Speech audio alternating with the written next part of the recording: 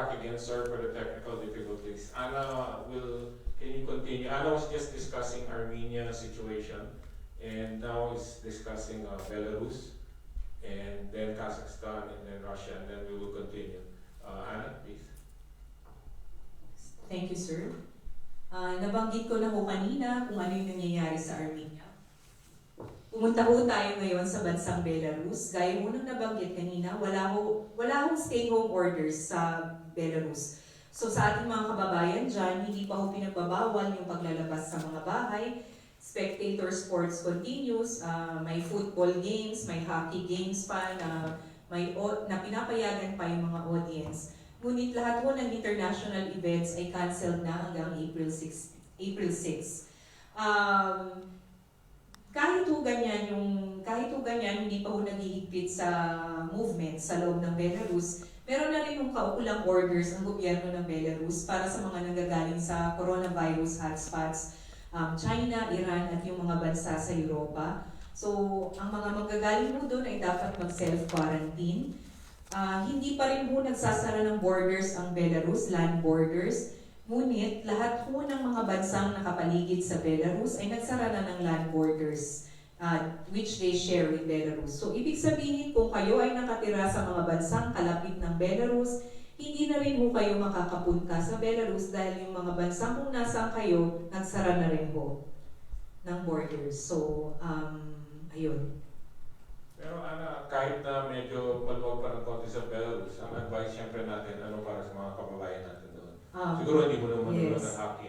Yes, sa mga kababayan po natin, kahit po hindi pa naghihigpit ang gobyerno ng Belarus sa inyong movements dyan sa loob ng bansa, mas ikabubuti ho ninyo kung kayo ay maglagi sa bahay, pumunta lang ho sa mga lugar na kailangan nyong puntahan, at panatilihing malusog ang inyong katawan. Alagaan niyo ho ang inyong kalusugan, palakasin ho ang inyong resistensya. Pumunta ho tayo ngayon sa bansang Kazakhstan. Sa Kazakhstan ho, gaya ng Armenia, nagdeklara na ho ang kanilang gobyerno ng state of emergency as early as 2 weeks ago. Lockdown na rin ho sa Nur-Sultan at Almaty. Nur-Sultan yung capital, yung Almaty ang pinakamalaking syudad sa Kazakhstan. Ibig kong sabihin, pinagbabawal na rin ho yung movements ng mga tao doon. Sarado na ho ang non-essential businesses. Bukas ho ang mga groceries, pharmacies, hospital, at mga restaurants. Ngunit sa restaurants ho, ang pinapayagan na ho ay delivery at take-out. Nag-transport shutdown na rin ho sa mga lugar na ito patungo sa ibang mga major cities. Sa ibang mga syudad sa Kazakhstan, gaya ho ng Atiraw, kahit hindi pa lockdown, kagaya sa Nur-Sultan at sa Almaty, may mga restrictive measures na rin ho na ini-impose yung kanilang gobyerno. Hindi na rin ho makakapasok lahat ng dayuhan sa Kazakhstan. Pwede na lang hong bumalik doon ay ang kanilang mga citizens. At lahat ho ng public events canceled na ho, kahit hanggang June. Canceled na ho lahat doon sa Kazakhstan. Gaya ho ng sinabi namin sa Belarus, kahit sa ibang cities ng Kazakhstan hindi pa ho nagla-lockdown, pinapakiusap pa rin ho natin sa mga kababayan, manatili ho kayo sa bahay at alagaan inyong kalusugan. Pumunta ho tayo ngayon sa Russia, kung saan ho yung pinakamadaming Pilipino ang naglalagi na nasa jurisdiction ho ng Philippine Embassy. Sa Russia ho, simula kahapon hanggang sa 5 ng Abril, meron po tayong tinatawag na nationwide paid holiday. Ibig sabihin, ang mga nagtatrabaho ay hindi kinakailangang magtrabaho. Ine-encourage po sila ng gobyerno nila na maglagi sa kanilang bahay. Lahat po ng non-essential businesses, gaya mo ng mga restaurants, cafes, bars, department stores, lahat po noon ay sarado na. Ang bukas lang ho ay ang groceries, pharmacies, at saka ospital. Yung mga restaurants ho ay pwede lang take out at delivery. Lahat ho ng classes, simula ho noong March 21 ay sinuspindi na hanggang mid-April. So ang mga schools ho dito sa Russia ay nag-switch na ho sa online learning. Lahat ho ng resorts, spa, barbershops, salon, Inutusan na rin ho na magsara hanggang June. Pero mas lalo ho talaga yung resorts at spa. Ang international flights ho ay suspended. Pwede ho ditong bumalik yung kanilang mga citizens at yung mga ilang klase ng travelers, gaya ho ng mga diplomats na nagtatrabaho dito sa Russia, accredited dito sa Russia.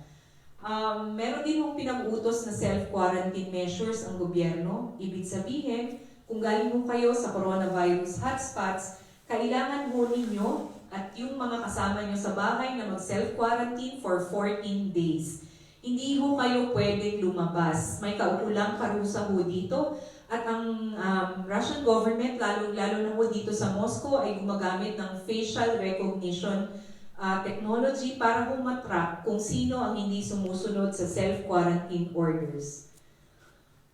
Pinag-utos din ho ng kanilang gobyerno ang kanilang mga embahada at konsulada sa buong mundo na itigil na muna ang pag-issue ng visa sa kung ano pa man ang dahilan ng pagpunta dito sa Russia. Meron din ho silang nakaschedule na referendum sa April 22 ukol sa pagbabago sa kanilang konstitusyon, ngunit ito ay pinospone ng kanilang presidente. Pumunta ho tayo sa mga measures na inadapt. Aside from these measures na i-adapt sa buong Russia, ang Moscow City Government, ang kanilang capital, ang pinakamalaking city sa kanilang bansa, ay nag-adapt ho ng additional measures, gaya ho ng qualified restrictions sa kanilang public transport. Hindi ho magsasara pa ngayon ang kanilang metro, wala pa hong anunsyo, ngunit para ho maengganyo ang mga tao or ma-discourage na lumabas yung mga tao, yung mga special privileges na binigay sa mga estudyante at sa mga senior citizens ay kinansela. Yung mga tao rin ho na 65 years old above, ay inutusan ng kanilang gobyerno to self-isolate at huwag lumabas sa mga bahay. Pinagbawal na rin po ang mass gathering, ibig kong sabihin 50 persons or more. Bawal na ho tayong magkumpol-kumpol. Bawal na ho ang mga okasyon na may 50 persons or more. May idadagdag lang po ako ba? Indoor and outdoor. Wala hong qualification, indoor and outdoor. Ngunit kahit ho ganyan, no mass gathering of 50 persons or more, again, nakikiusap po kami sa mga kababayan, huwag na ho kayong magkumpul-kumpol na 49 kayo at sasabihin nyo sa amin na hindi ho kayo lumalabag sa batas.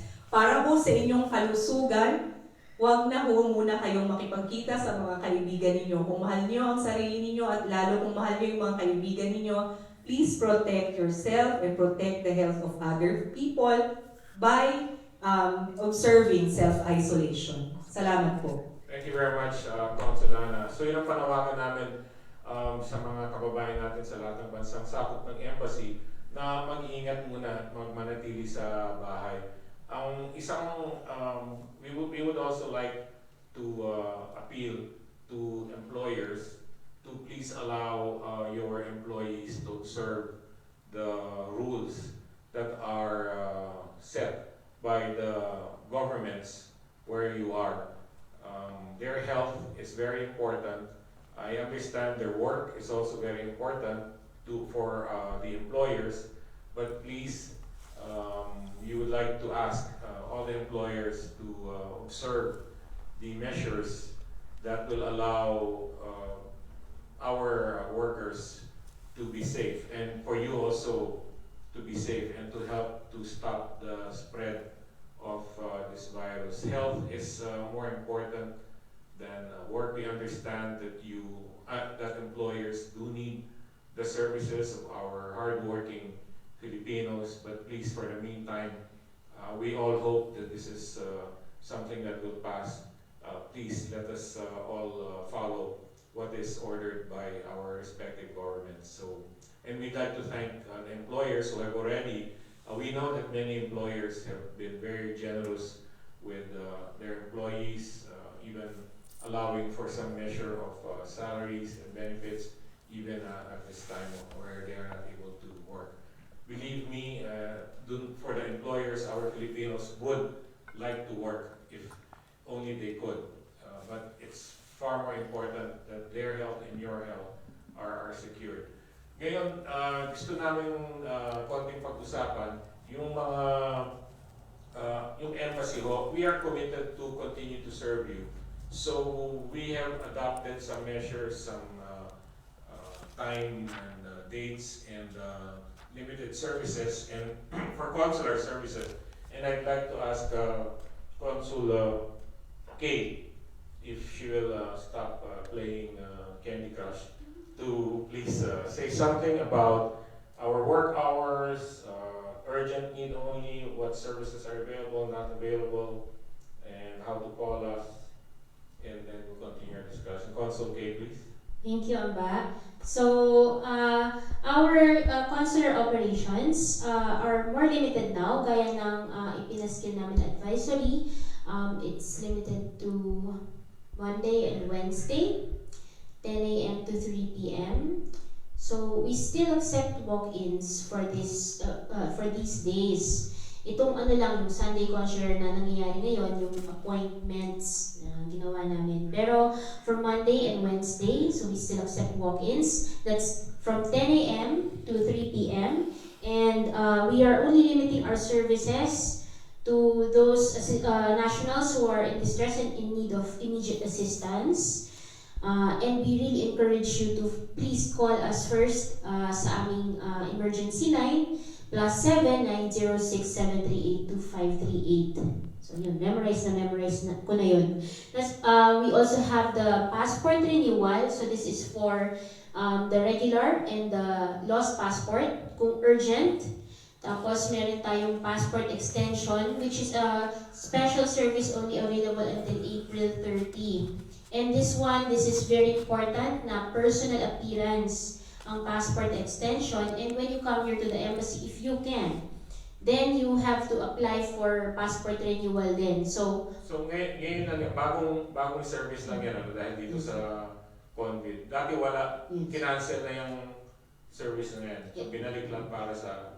Opo, Amba. Kasi, to be honest, although passport extension can be granted by the embassy, in this emergency situation, we don't guarantee na makaka-travel kayo or makakalusot kayo sa mga borders. Not many countries anymore accept yung wet stamp extension. And then of course, yung passport release para sa mga nangangailangan talaga ng bagong passport, yung mga pa-expire na yung kanilang passport. Travel document.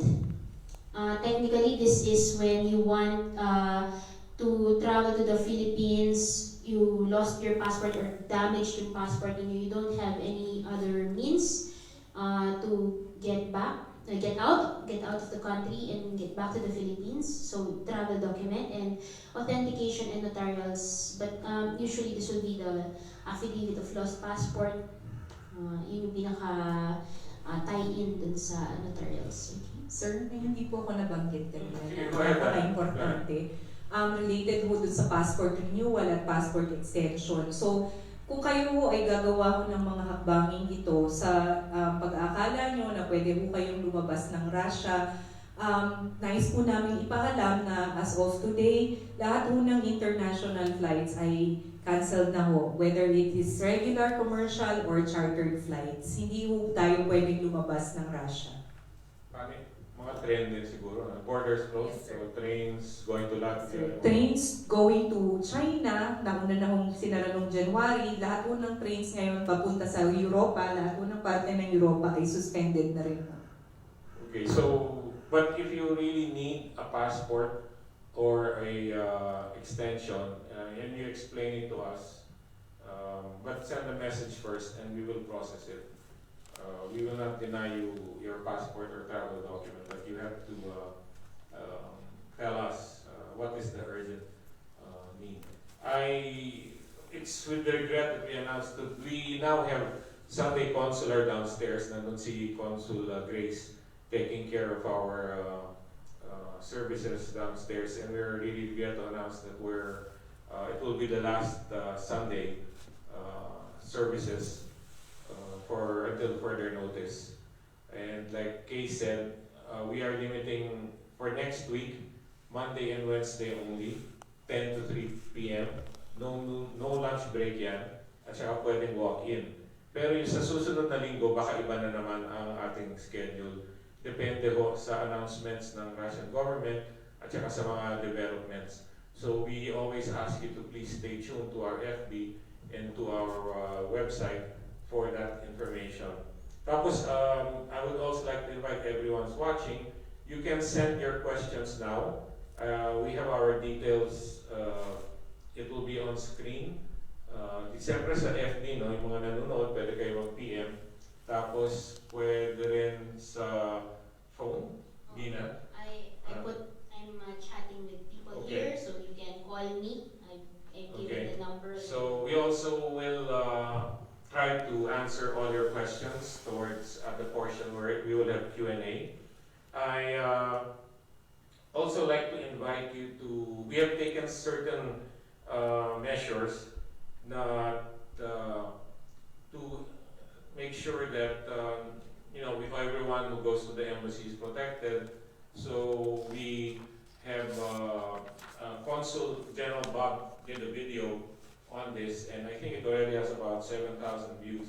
I'd invite you to take a look at it. It's on our FB, so that you can see what the measures are, para hindi kayo nagugulat that we've taken these measures.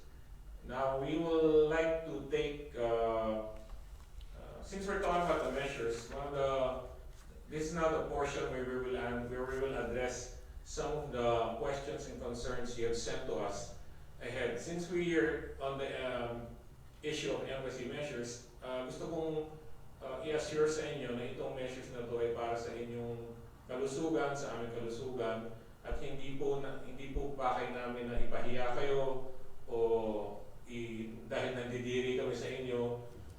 Hindi ho, dahil meron comment tulad nito, kaibigan yata ni Kay, cool ba na pagpasok mo parang pakiramdam mo pinandidirian ka na at infected ka? Nasa loob ka palang panay na spray sa paligid mo.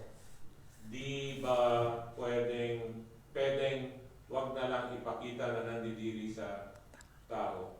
Kung mga local, normal lang sila kumilos, yung kapwa mo nandidiri. I would like to assure lahat ng Pilipino at saka yung mga non-Filipinos who go to the embassy, kasi tuloy pa rin ang trabaho, may deliveries, may services, hindi po kami nandidiri. Ang measures na tinake namin, yun po ang protocol for buildings and to protect each other.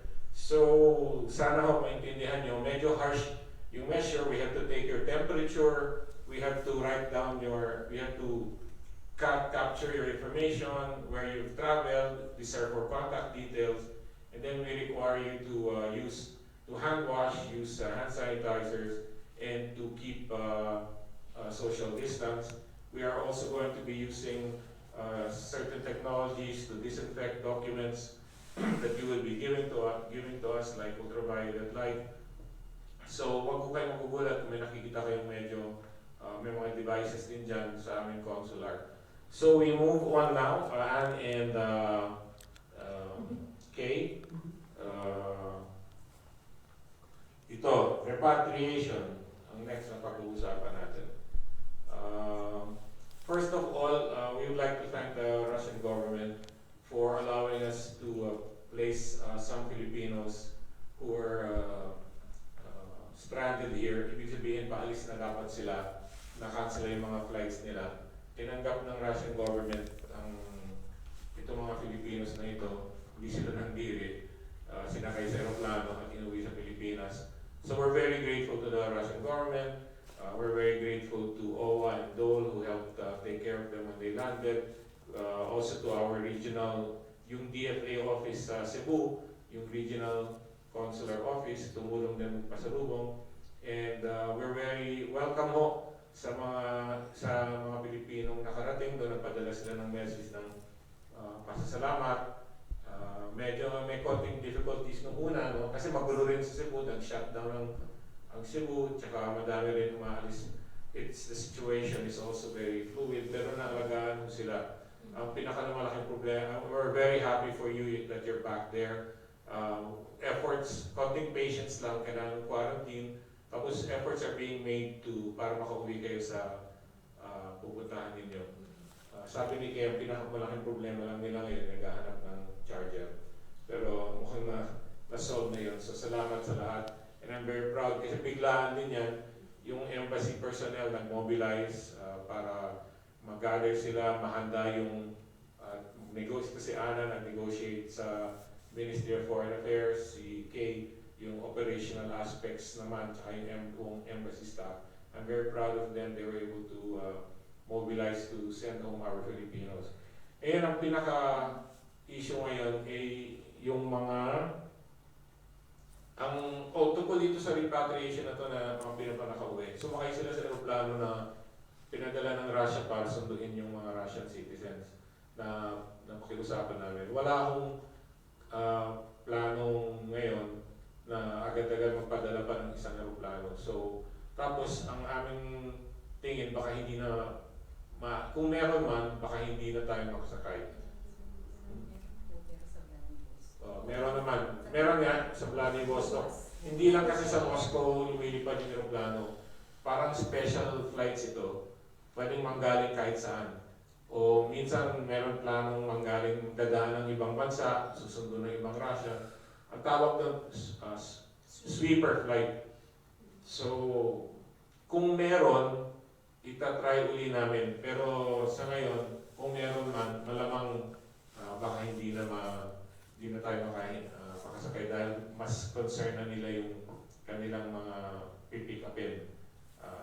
So, ang question ngayon, Kay, paano ngayon yung stranded ngayon dito?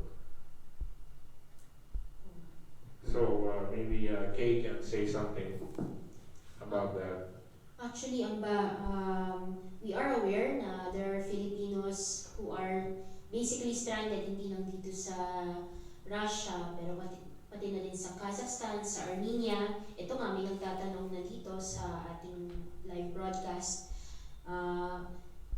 There are no flights available right now, tulad ng sinabi ni Vice Consul Ana. Mahirap na makapag-travel dahil wala pong available flights.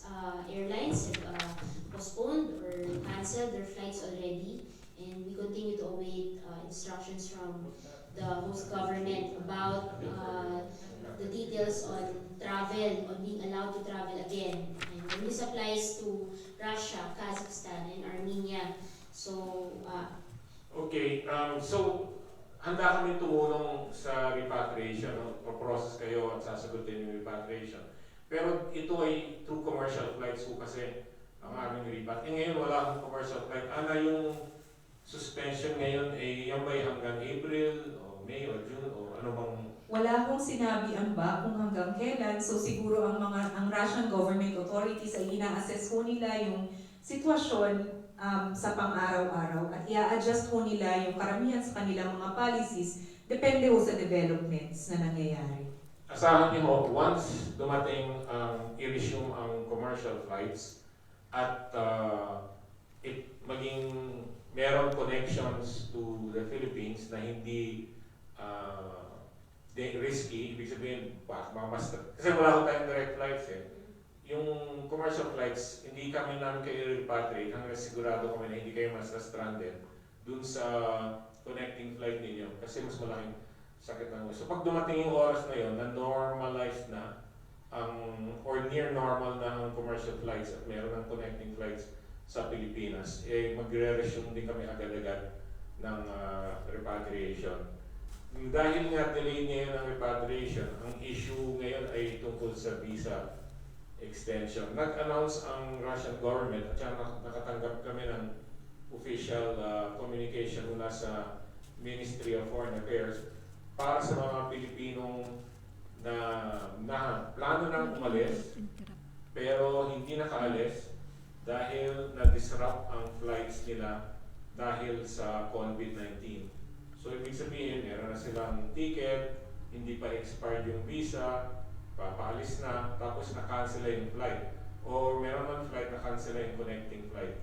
So I think Anna or Kay, that's what maybe you can address this, no? Kung paano sila, ano yung instructions para ma-extend, sinong qualified, first of all, na ma-extend ang visa. Kaya ang alam ko parang kung isang taon expired na yung visa, hindi dahil sa rason ng COVID na hindi kayo nakaalis. At hindi ito oportunidad na ma-extend ang inyong stay para dahil ito lang ay para dun sa mga legit na uuwi na sana.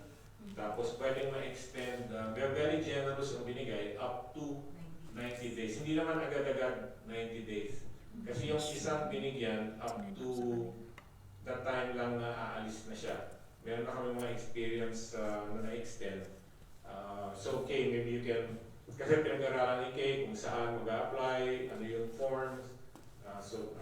Over to you, Kay. So, Slide. Walang slide. So, in any case, for those na may travel plans, so for example, tourist, tapos after nyo makarating sa inyong destination, and nagsara yung borders or cancel yung flight, and then hindi na ma-extend yung visa, I'm sorry, the visa is about to expire before you leave. By this time, expired. Karamihan expired na. So, in this case, dito sa Russia at least, no, nagpalabas yung government ng instructions on how to extend your visa. So, karamihan expired na by this time. So, this applies also to the recently expired visas. And as far as how far back yung expiration, it's taken as a case-to-case basis. Pag nilapit siya sa Migration Police Office dito sa Moscow, for example, and specifically dito sa Moscow, for those na valid pa yung visa, pa-expire pa lang, you're supposed to, pwede yung i-extend. So you're supposed to go to the Pokrovka Street 42. Many of you who are here in Moscow know about it. Dito usually kukuha ng exit visa for special circumstances, kung merong bata na kailangan iuwi. Yung anak ninyo kailangan iuwi. So that's where you get the visa. So now that's also where you extend the visa. But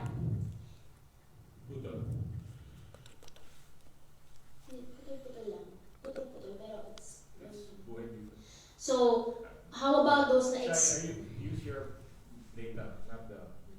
So, how about those na expired na yung visa? So, minabuti namin na kontakin yung aming mga kakilala sa Federal Migration Service ng Russia, and then they advise for those na expired yung visa, kailangan pumunta kayo sa pinakamalapit na Migration Police Office sa inyong residence.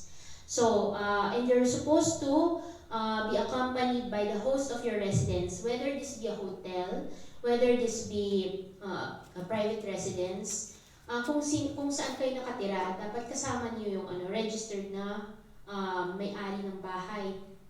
You will be filling up forms dito sa office ng Migration Police, and it will be in Russian, kasi yun yung mga feedback na dumarating sa amin na in Russian yung form. So you might need to make sure that you have some assistance from someone who can speak and write Russian. But we will post translation. No? We will post, para ko sa inyo, post namin yung sinasabi ni Kay, isang advisor, tsaka yung translation ng dalawang forms. No? Yeah. Dalawang One for forms. the host and one for the applicant. Hindi naman masalimuot yung form. So, tapos case to case, we will post that. So, go ahead, Kay. And then, so the visa extension, whether if valid pa yung visa ninyo, expire pa lang, or expired na, it's good for 90 days. May fees yun, sir. But we will post that when we find out. Okay. Thank you very much, Kay. It's a bago-hong procedure ito, so case to case yung grant. Pero meron ng mga nag-grant. Ang pinaka maagang expired visa, March 5, grinant yun. Bago nun, ang impression namin, baka hindi na. Kasi kailangan, ang rason, apektado yung travel plans ng COVID-19. So yung meron kami nakikitang nagpo-post na false news na ayan na, expired na visa ko 2 years, makaka-extend na naman ako ng 90 days. Hindi ho yata magka-qualify. Pero doon din sa communication, official communication binigay sa amin ng Ministry of Foreign Affairs, sinabi din doon na yung mga foreigners na may legal and authentic working visa na mag-expire, whether it's quota or non-quota, basta yan ay tunay, hindi simulated, totoo yung employer, yung talagang totally legit, maaari rin ma-extend ito na hindi na kailangan lumabas. So magandang balita rin yan sa mga, for some of us. Kailangan din yung employer ang lalakad ng extension. So hindi na kailangan lumabas. Ngayon, we will move on to passport extension. Nabanggit na ngayon, $20 so, yun yung isang tanong. No? $20, no? $20 ang bayad. Pero kailangan mag-a-apply din kayo ng renewal. So, yung personal appearance ang pinaka-importante dyan. Kasi renewal yan eh. Yung extension parang it's ang principal action yung renewal. Bale kasama as ancillary action yung extension ng passport.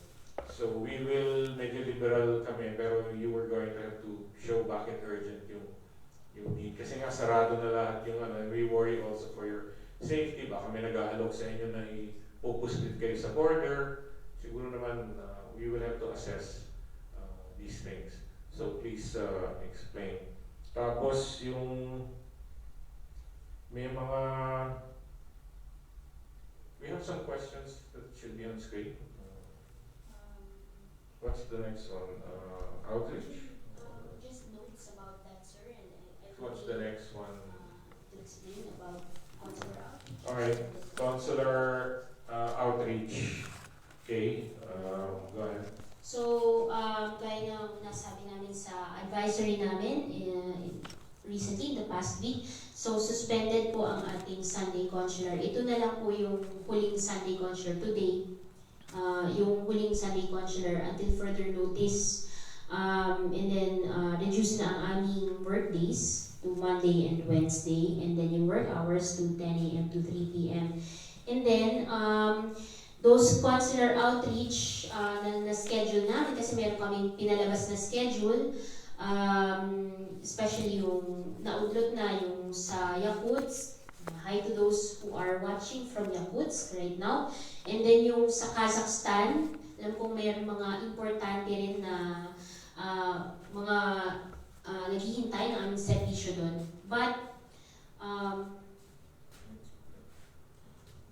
we are not able to schedule it now. We will announce when we are able to schedule this again later on this year, hopefully. Awa ng Diyos. And then, availability of courier services outside Moscow is also an issue right now. Kasi wala po tayong way to send documents, or for those clients who rely on courier services to send and then receive their documents from us, it might be very difficult right now. So again, if we are able to proceed with the service, we will. But if it's not available in courier service, then sorry, but we won't be able to assist. And in that aspect, kung kunwari meron tayong natanggap na balita na nag-resume yung courier services, then we'll be happy to announce that also.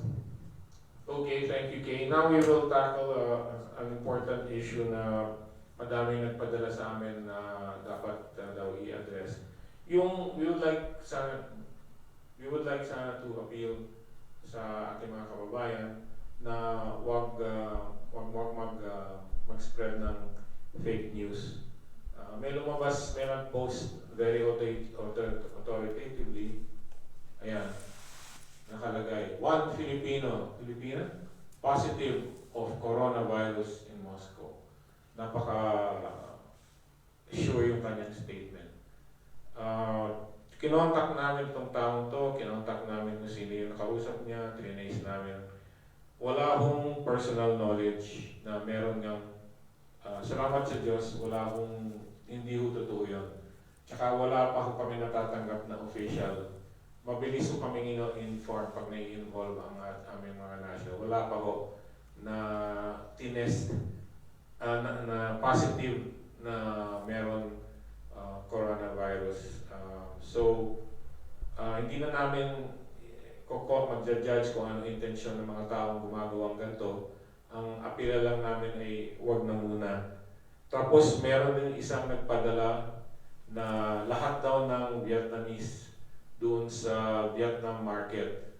To all Filipino in Moscow who just been to Ryback Vietnam market store in basement, okay? Please check yourself because all the person who's selling Vietnam product there are positive in NCOVID-19 test. Kinontak ko ni Ana, kinontak ko namin agad-agad siyempre yung Vietnamese embassy. Ano yung sabi, Ana? Nakipag-ugnayan ho kami sa Vietnam Embassy dito sa Moscow. Kinumpirma ho nila na may 2 ho silang nationals na positive. Nagtitinda ho sila dun sa Rubac Vietnam Market Store, dun sa malapit sa Dostoyevskaya Metro. Ngunit, hindi naman ho lahat sila ay COVID-19 positive. May 2 ho. Sarado na ho ngayon yung tindahang yon. At lahat ho ng nakasalamuhan ng 2 nagpositibo ay naka-self-quarantine na ho. So, mamaya ho, gaya ho ng, kung kayo ho ay nagbabasa ukol sa coronavirus, hindi ho dapat pandirihan ng sakit na to. Madali ho siyang kumalat, kaya ho nagtitake tayo ng appropriate measures. Pero, kung makikita niyo ho yung statistics early na pinresenta ho namin, mas marami ho ang gumagaling. Mas marami ho ang gumagaling. So una ho, hindi nakakapandiri ang sakit na to. Pangalawa, if you take appropriate measures, hindi ho kayo matatamaan. At pangatlo, kung matamaan man ho kayo, mas malaki ho ang tsansa na gumaling kayo kaysa ikamatay ninyo. Siguro ho, yung mas lagi nating isipin, iwasan ho natin yung paranoia, yung extreme paranoia at panic. Dahil ito ho yung makakapagpahamak sa atin mas pa ho sa coronavirus. Tama yun, thank you, Consulana. It's ganito ho yan eh, how we behave now, we will be judged later on pag nag-normalize na yung, ayokong kumalat na yung mga Pilipino dito ay mahilig magkalat ng maling balita o may ine-exaggerate yung balita na lahat ng Vietnamese na nagbebenta positively tested na may virus. Hindi makatarungan yon at saka bordering on racism dahil kinokondema ang isang grupo ng tao dahil sa kanilang lahi o asosasyon. So hindi ho totoo yun. At agad-agad naman nag-take ng measures yung administration ng market at yung Vietnamese embassy na i-secure na yung market at saka yung mga Vietnamese na nandun. So hindi ho totoo yun. Lahat sila. Papasalamat naman ko dahil may mga nag-comment naman dun sa mga post na yan na very responsible. Ay, nakakataba ng puso dahil may mga Pilipino din sa ating community na nagsabi dun sa mga nagpo-post dun sa mga comment na wag naman ganyan, sobra-sobra naman yan o exage yung mga ganyan. So tama nga sinabi ni Consulana na let's be careful pero let's not be judgmental about or think a person is sick just because of his nationality. So another thing is we have to, and I will pass this to Consul K, kasi hinahandle niya itong kaso nito to a very good resolution. We also would like to ask Filipinos na huwag gamitin itong oportunidad na ito na mangbuli ng kanilang kapwa o mang-ape. kung may galit kayo sa ibang tao, so okay, maybe you're more familiar with this case, no? So, may iba-ibang kaso, pero ito yung pinaka, I think the most, a very serious one dahil, anyway, okay, sige lang. Thank you. So, I think nga, sir, nanonood, thank you sir, nanonood po yung nag-comment nito eh. So, you know who you are. In any case, meron po kasi kami na-receive isang linggo na complaint na ano daw, ni-report siya ng kanyang mga kapwa Pilipino na positive na sa COVID at nakitang pinasok na sa ambulansya at ito ay pinablik. So, bukod sa pagiging fake news, ito rin ay nakapahamak sa reputasyon ng Pilipinong ito. At ang kababayan natin ito ay pumunta sa embahada para ibigay ang kanyang pahayag, yung kanyang side ng story. So, una sa lahat, nasasalamatan din namin yung kababayan na to na naging transparent siya sa pagpunta sa amin at pagkwento rin ng kanyang yung side ng story niya. Kasi importante rin po na kapag meron po tayong mga binabalita ng mga chismis, it's very one-sided eh. So, importante rin po sa amin sa embassy na malaman both sides of the story and malaman din kung ano yung mga pananaw ng mga naging participant dito. It's not right na pairalin yung ating yung pagiging mean and bully sa social media kasi it does not really help the situation. We really need to help one another. Tayo, mga kababayan, tayo as a Filipino community, we need to be one, magkaisa in fighting the fear of COVID-19, in supporting one another through the hard times right now. So we need all of us, we need to do that. So dito sa case na pumunta sa amin, the resolution was yes, sir. So, he posted sa Facebook after na nag-usap kami. This person, ang ating kababayan, posted sa Facebook na a very good message, a very kind message na, kumbaga, ito, basahin ko na. Upang hindi na tumaas ang tensyon na kinakaharap natin mga Pilipino sa problema sa COVID-19, sa status ng visa dito sa Moscow at sa pagtaas ng dollar. Dami-daming mga problema, di ba? Minabuti ko makinig sa payo ng embassy na huwag nang patulan ang mga chismosa at mapaggawa ng kwento at hayaan na ang mga tao ang humusga sa kanila. Dahil sa panahon ngayon, pagkakaisa at tamang information ang kailangan natin para makaiwas tayo sa lumalaganap na sakit. So, very, very good message, and I hope that everyone will reflect then and think about kung ano yung mga pinupost nyo online and ano yung mga sinispread yung rumors. Think before you post. Yun na po. Thank you very much, Kay. I just gusto ko lang iulit na sa ordinaryong mga panahon, mali pa rin ang mangbuli at magbigay ng magsumbong ng mali o ipahamak ang kapwa. Lalo na ngayon, sa mga panahon na ito, huwag sana sa samantalahin para ipahamak ang ating mga kababayan. Kung meron mo kayong reklamo na legitimate sa kapwa nyo, please ilapit nyo sa amin at itatry ko namin i-resolve yan sa iba't ibang mga paraan. Pero please do not use this opportunity to wreak vengeance or to create mischief. Huwag na ho sana, tulad sa ating Consul K, dun sa message ng ating kababayan, ay konting magtulungan mo tayo sa panahon na ito ay huwag mo na tayo magsiraan. Ang next naman ay napaka-importante.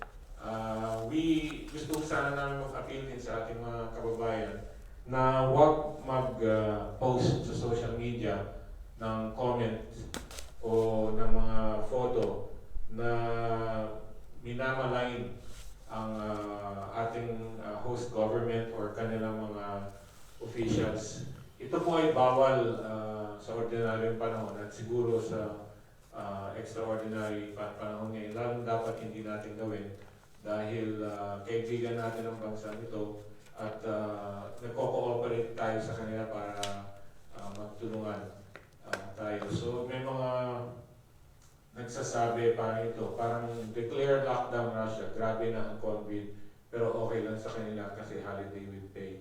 So madaming parang sinasabi ito na nagiging very critical of the policy. Tapos, sige, lalo na when this was posted, may mga comments na very heated, mas heated pa kaysa sa post yung lumabas. Tapos meron din mga nag-post, hindi na namin papakita dito, ng mga litrato na very insulting sa Russian government at saka sa kanilang leader. Siguro sa ating bansa, ginagawa natin yan, nakakatawa, litrato ng presidente natin in a funny situation tapos pinapost. Wala naman pinaparusahan sa atin yun. Dito ho, I'd like to appeal sa lahat ng Pilipino na wag muna ho tayong mag-post ng nakaka-insulto or masyadong critical na litrato o comment dahil ho I think alam niyo naman how we are here in Russia at saka sa ibang bansa na kasakop natin na kailangan respetuhin natin mabuti. Tsaka may actually crime po yan eh. Ayaw namin din mapahama kayo at lalong-lalong ayaw namin na lumabas na ang mga Pilipino ay walang utang na loob o hindi rin respeto ng batas. Hindi ko rin naiintindihan bakit ginagawa ito ng ibang mga tao. Siguro tinitingnan at kala na nakakatawa o nagpapakute sila, hindi na maiwasan. Kung pwede sana, iwasan muna natin ang pagpo-post ng mga litrato o mga mensaheng nakaka-insulto o disrespectful sa Russian government, sa Russian leaders at saka sa mga legal authorities nila. Hindi lang yung mataas, pati yung mababa, mga pulis, mga yan, huwag na natin magkomento tungkol sa kanila sa social media. So maraming salamat to, sana masundan natin yan. Ang next naman, dalawang issue. Anong dapat gawin? Kung kayo ay, di naman symptomatic, wala kayong simptomas, pero palagay nyo, kayo ay infected dahil meron kayong contact or meron kayong feeling nyo na na-infect kayo, ang sasagutin ni Consul Ana yan. Tapos ang next question din, anong gagawin kung meron na kayong simptomas? So Ana, what should they do if they think they're infected but they are still what's that? Wala pang simptomas. Okay. That sounds like symptoms. Okay. Para ho sa mga nag-iisip na sila ay infected na ng coronavirus, bakit po? Marahil sila ay nanggaling sa mga high-risk countries within the last 14 days. Kabilang ho ang China, Korea at Iran. Nagkaroon din ho sila ng contact with a coronavirus patient. Pwede ho silang tumawag sa Department of Healthcare hotline +7 495 870 4509. Doon ho sila makipag-usap. Para ho naman sa mga nakakaramdam na ng sintomas, kahit hindi ho sila nanggaling sa high-risk countries or kahit wala ho silang alam na exposure sa coronavirus patients, ngunit meron na ho silang mga nararamdamang ubo, lagnat, sipon, nahihirapan din ho sila sa paghinga, tumawag din ho sila sa healthcare hotline na ito. Lahat po ng impormasyong ito ay makikita po natin sa official website ng Moscow City Government. Ayan mo sa screens po natin. Ano ang pinaka-importante dito? Kahit ho kayo ay at risk na magkaroon ng infeksyon, wala ho kayong nararamdaman, o kahit ho may nararamdaman kayo, ang importante ho, ang protocol ho na sinusunod dito sa Moscow, hindi ho kayo pwede pumunta diretsyo sa ospital. Kayo ho ay tumawag sa hotline, or pwede din ho kayong tumawag ng ambulansya kung talagang hindi nyo na kaya yung inyong nararamdaman. May pupunta hong doktor sa inyo, titingnan ho ng doktor yung kalagayan ninyo, at yung doktor ho yung magsasabi kung kayo ho ay dapat nang magpa-test sa COVID-19 o coronavirus. Yun ho. Thank you, Ana. Ito'y napatunayan na namin ang proseso dahil meron ng mga Pilipino na gumamit itong servisyo. Ang pinaka-importante dito, kung may nararamdaman na kayo, huwag na ho kayo maghintay. Huwag ho kami ang tawagan ninyo. Huwag po. Tumawag na kayo sa 103 at pupuntahan mo kayo. Huwag ho kayong pumunta sa hospital kung meron kayong lagnat, ubo, at saka nahihirapan kayong huminga. Tawag agad sa 103. May pupunta ho sa inyong medical professional, usually doktor, at may nurse. Tapos i-diagnose kayo. Kung yung isang pinuntahan, nung diagnose, pneumonia lang, hindi COVID, so hindi na pinatuloy. Yung isa naman na pinuntahan, diagnose na kailangan i-test, so dinala sa testing, wala naman, negative, pneumonia rin, ito pinalis. So, yan yung protocol dito. Pero ang importante, kung may nararamdaman kayo, wag ho muna. Gusto namin din malaman, syempre, eventually dapat tumawag kayo. Pero ang importante, wag ho kayo mahiya. Ang 103, mula nung World Cup, nung 2018, meron ng English service. At napatunayan na namin maraming beses na over the years since 2018. May mga Pilipino na naramdaman ng stroke, tumawag sa 103, humingi ng English language, pinasa agad sa English language. Kahit wala. Tapos, huwag din mo kayo mag-alala kung wala kayong dokumento. Dahil ang objective ng Russian government ay i-address ang virus at hindi na ito mag-spread. So, wag ko kayo. Tsaka ang experience din namin, kahit nung sa past, yung mga gumamit ng 103 service, hindi ho naging issue yung dokumento. Kasi ilang beses na nagamit yan. In fact, sadly, ilang beses nagamit, pero namatay din yung na-stroke. Pero yung isa naman, burn victim, yung isa na stroke, heart attack, madami ng beses, 103. Pati dito sa embassy, gumamit na rin kami ng 103. Tumawag kami, English yung nakausap, dumating yung ambulansya in 5-10 minutes? 5 minutes. This was early this year? Last year? Ilang beses na kami nagtumawag ng ambulansya dahil para sa personnel namin o para dun sa mga nakatira sa aming shelter. Wala akong kaso yung walang papeles. So when you feel something, and lalo na kung suspectsa nyo, meron kayong contact with a person who's suspected to be infected or lalo na infected, please, 103. Wag po kayo pumunta sa hospital, 103 ho. Dahil ayaw din nila, it's part of their protocol na hindi kumalat yung virus pagpapunta nyo doon, tsaka pagpasok sa hospital, masaka-infect. Mas mabuti lang puntahan kayo. Ngayon, very efficient pa yung system nila. Itong website na ito, yung, what's the website? MOSRU. Yeah. It has a lot of information. Yung nasa Armenia, Belarus, and Kazakhstan, I'm sure meron din counterpart ang Ministries of Health dyan or yung mga authorities para mainyong matawagan. Sir, Go ahead. Nabasa ko po na sa Kazakhstan at sa Armenia, meron hong mga mobile applications na pwede nyo i-download sa inyong cellphone at makikita nyo ho kung nasaan yung may mga maraming kaso ng coronavirus at may mga impormasyon din ho kung saan kayo pwedeng makahingi ng tulong. Ayun ho, nabalita ho yun sa kanilang mga newspapers. Importante din ho sir, may isa po akong gustong i-point out, uulitin ko ho.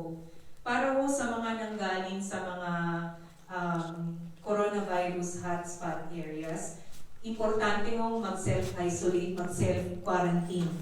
Kung hindi ho kayo mag-self-quarantine, maaari ho kayo maparusahan sa Article 236 of the Criminal Code of the Russian Federation dahil may recent government order na in-include na ho sa list of diseases that pose a danger to other people yung coronavirus. So, may karampatang parusa ho kung hindi ninyo sinunod yung self-quarantine. Nagmo-monitor ho sila gamit ang mga CCTVs. Kung may namatay ho dahil sa pagkahawa sa coronavirus dahil sa kagagawa ng isang tao, mas mataas ho yung penalty. Hindi po kami nananakot, hinihiling lang po namin na maging responsable po tayo para sa ibang tao din. Thank you very much, Ana. Ngayon, patungo tayo dun sa madaming mga nagtanong tungkol sa issue dito. Yung Secretary of Labor natin, this week, last week, at saka ang Cabinet Committee yata, nag-issue ng information na mayroon $200 na financial assistance para dun sa mga naapektuhan ng virus. Nag-issue na ho ang labor attaché natin, si Attorney Delmer Cruz ng advisory na inaayos pa ang mga details nito. So sa ngayon, hindi pa malinaw paano o sino ang makukover.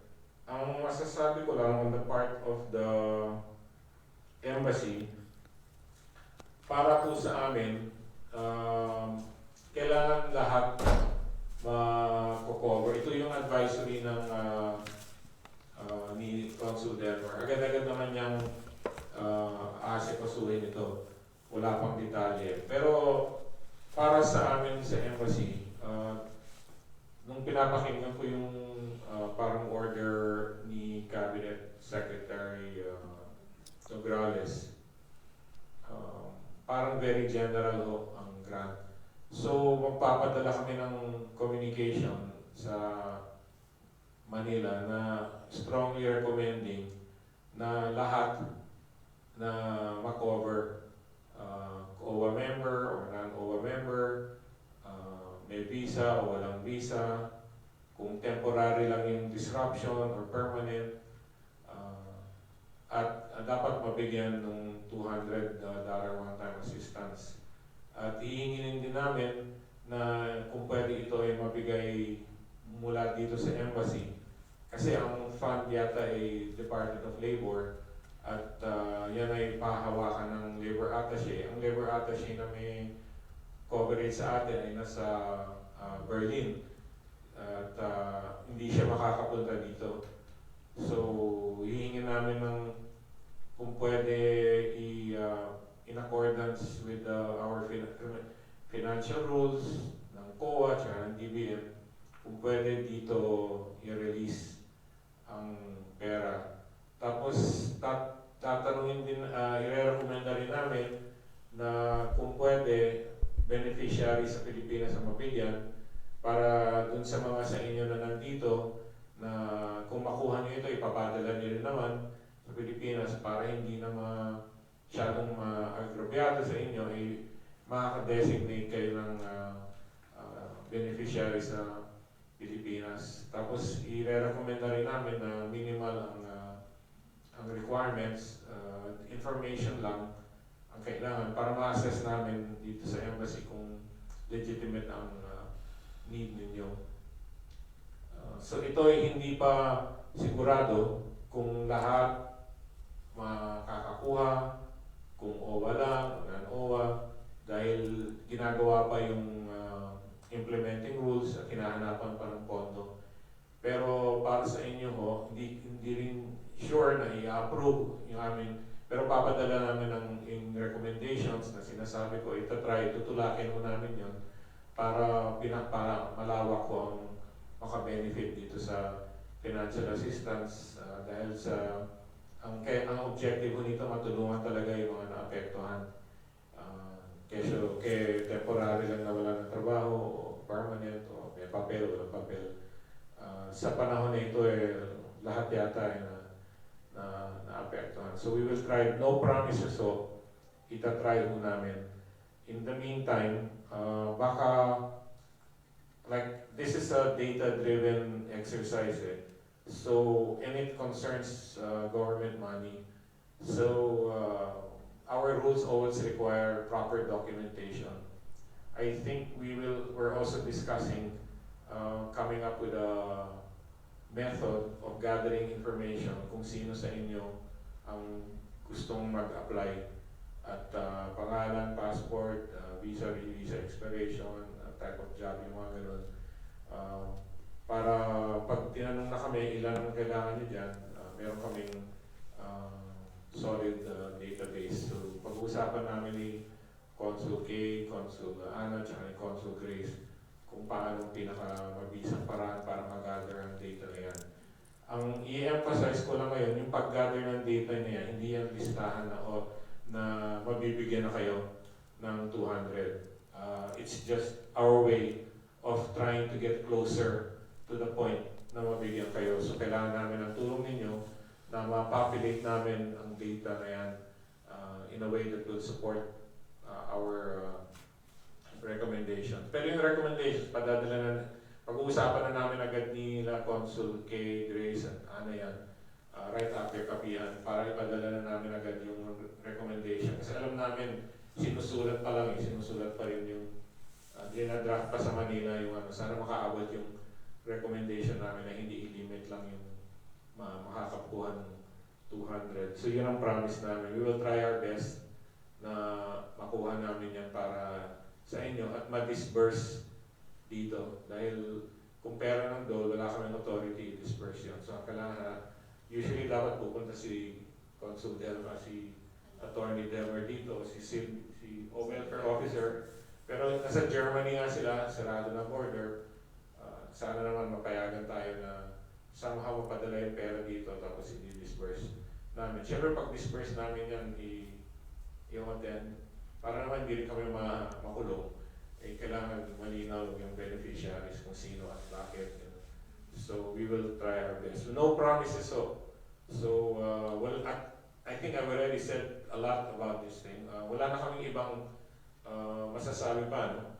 Can we add anything? Yan na yung parang ultimate information na mabibigay namin ngayon. So madami nagtanong paano, ano yung requirements, di ba namin sasagot dyan. What I can promise you is we will try our best to get it for you. I cannot promise you will get it, but we will try. All of us here will put our heads together to try to get it for you. But we cannot promise that you will get it. So, I'm hoping that you will get it kasi malaking tulong yun sa inyo yan, sa atin lahat. Do you want to say anything on that? Go ahead. Perhaps we could encourage them also to consider, since ganito po ang nangyayari, consider po na maging member na po kayo ng OWA. Marami yung benepisyo yung inyong membership sa OWA. May karampatang bayad po yun, pero kung nagkakaroon po tayo ng problema, pwede po kayong makakuha doon ng benepisyo. So, i-consider nyo na maging membro ng OWA. Pwede nyo kukunin yung impormasyon, yung mga requirements, at kung magkano yung bayad, kung paano yung bayad, sa website po ng OWA. Or pwede po kayong sumulat sa ating labor attaché. Yung pwede pa mag-apply ng OWA, kung meron kayong bank account, pwede inyong ipadala yung membership fee kay Labor Attaché Denmark sa Berlin. Ngayon, kung wala kayong bank account, kung may kaibigan kayo sa Berlin na pwede magbayad by their personally or somehow, sana magawa nyo. Kasi ngayon, sinuggest namin kay Labor Attaché Denmark kung pwede kayong makigamit ng account ng ibang tao para ipadala yung membership fee. Sabi niya medyo mahirap yata yun. So, itatry niya i-work out kung paano pwede kayong makipadala gamit ang bank account, bank to bank, using another person's account. So, i-promise naman ni Atty. Delmer na itatry niya i-work out yun na hindi mag-violate ng COA rules o ng mga fiscal rules nila. So, it's your bank account, you can send it. Maski, yes, as long as it's in your name, kung ang bank account nyo nasa Pilipinas, o dito, o kahit saan, basta sa pangalan nyo, para malaman na kayo yun, pwede kayo mag-file. Balik mo nga yung screen na yun. Kung gusto nyo gawin ito, yung mga tanong nyo, ipadala nyo dito sa email ni Labor Attaché Delmer. Mabait naman siya at asikasuhin kayo. Pero we ask you to be dito, polo_moscow@dole.gov.ph.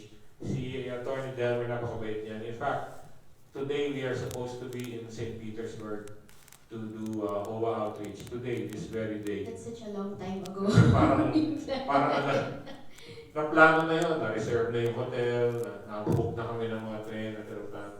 Pero parang seems like another era, lifetime.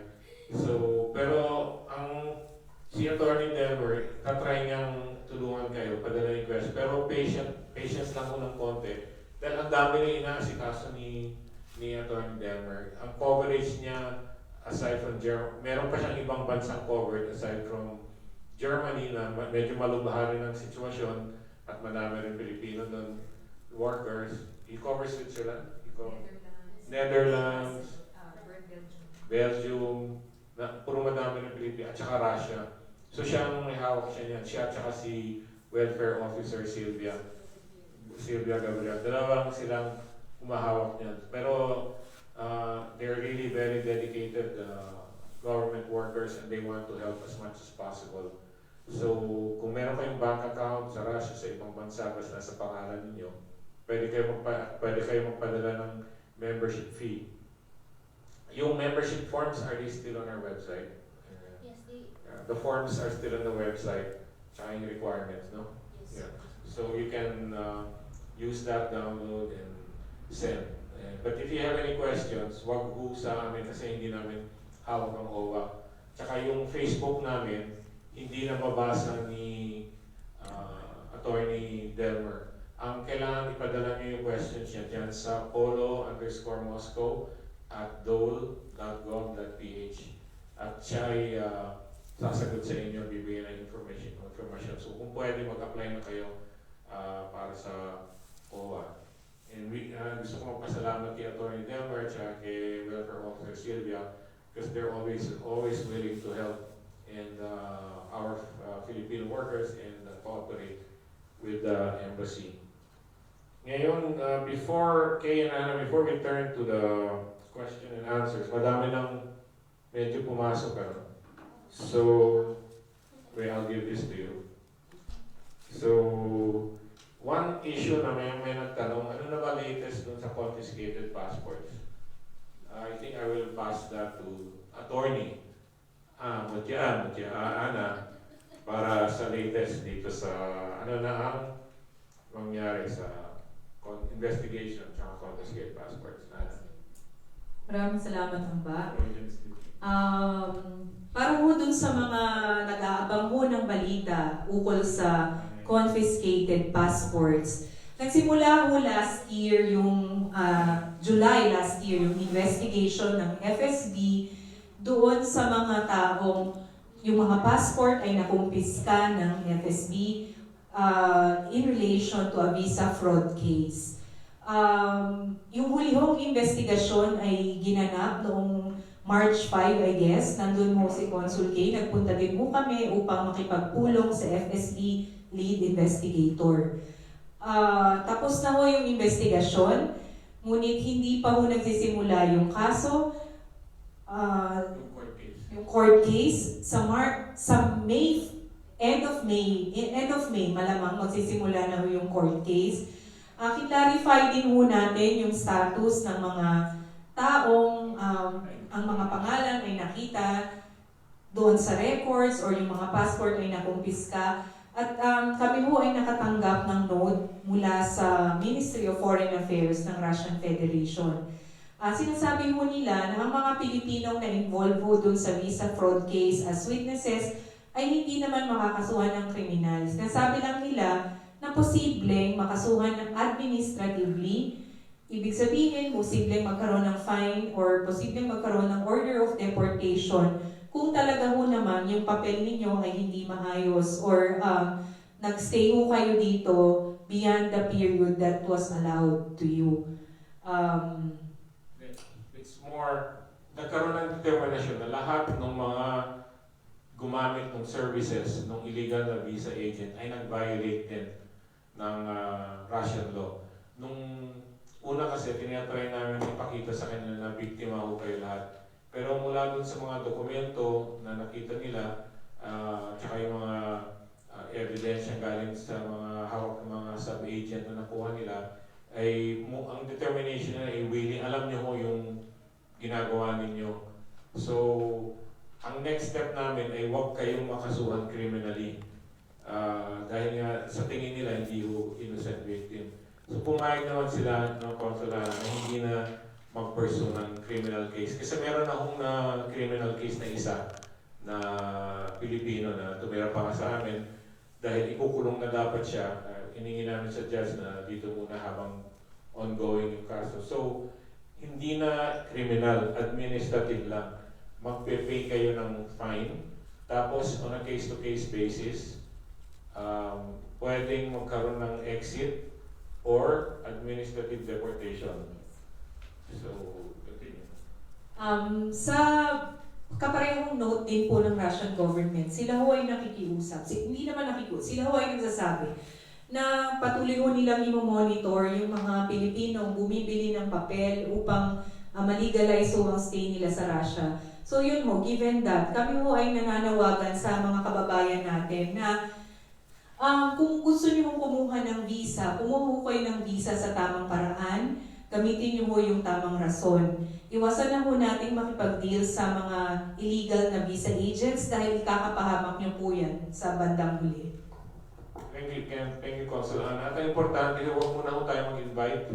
Huwag muna ho yung mga gustong pumunta ng Russia. Huwag muna ho kung gagamit kayo ng, kung hindi ho legal na quota visa o legal na non-quota visa, huwag na muna ho kayong pumunta dito. Tsaka yung mga nag-iinganyo o yung mga visa agent yan na kumukuha ng libo-libo na mag-iimbita na galing Hong Kong, galing Middle East, daan ng Armenia para makapunta dito. Huwag na muna ho. Laking kapahamakan ho sa mga nandito na tsaka sa future na legal deployment at aming mga efforts na gawing legal ang either through the negotiation of a labor agreement or through the newly amended labor law ng Russia na pwedeng mag-apply ang individual future employer. Baka pati yun ay mapurnada ho kung tuloy-tuloy ang illegal activities. Tigil na muna ho ang invitation. Tigil na muna ho para lahat, para maka-benefit ho ng yung future, ma-legalize, ma-stabilize na ang recruitment para wala nang mabibiktima sa atin. So, I think we can go to the other important thing na sinabi ni Consul Ana, yung sinabihan na kami official Ministry of Foreign Affairs tinatawag na note verbal. Ang sabi na itutuloy nila ang investigasyon sa mga illegal activities ng pag-obtain ng visa, whether Russia o Filipino. Itutuloy nila. Parang warning na yung sa una, nakalusot tayo na walang i-criminally prosecute na mga nag-a-apply ng visa. Pero ito parang warning na yun. Ituloy nyo pa yan, kayo na. Yung mga visa agent, hindi lang namin mabibigay yung detalye. Iniimbestigahan na ho kayo. Nakuha na yung mga data. I just can't discuss it. Yung mga may nag-complain na sa amin na may mga illegal visa agent. Minsan hindi kami comment ng detalye dahil we are cooperating with the FSB. They are building the case to get them. Tapos there's also the remedy back home where you can charge them. And if the judge, like I said, kung matuloy yung kaso and the judge says cancels their passport, then we will be able to deport them, the guilty visa agents, to the Philippines. At pag na-deport yun, nakahintay na yung NBI, posas ang kanilang welcome gift para dun sa mga ganun. So madami kami ginagawang measures, hindi agad-agad, hindi overnight masasolve. Asahan nyo na ginagawa ko namin yan. Minsan hindi namin talaga mabigay yung mga detalye. Sometimes it's frustrating, gusto namin kwento, pero malalaman ng mga visa agents kung anong ginagawa namin. So, gusto namin nandiyan pa rin sila para hindi sila magtago. Yung iba marunong na nagtago na no? Hindi na namin babagitin yung pangalan. Hinahanap na ng mga FSB na nawawala na. Nasa Amerika yata o London, saan. Pero yung iba ang hindi pa rin tumitigil. Nakatanggap po tayo ng report mula sa isang immigration officer sa Zamboanga na may nag-attempt ho na lumabas ng bansa, lumabas ng Pilipinas, gamit ang isang student visa, papunta ho dito sa Russia. Pero nung in-interview siya ng immigration officer, hindi ho niya alam kung saan eskwelahan siya o kung anong kurso ang kukunin niya dito. So, ayun. Sa ating mga kababayan, sana huwag niyong ipahamak yung kapwa niyong Pilipino. Lalo na kung pera lang ang kailangan nyo, pinapahamak nyo yung kapwa Pilipino, sana naman mag-isip-isip kayo kung yung saan gawin. Minsan naman may nagsasabi, ginagawa lang namin yan para makatulong sa kapwa Pilipino. Gumagamit kami ng illegal na ways.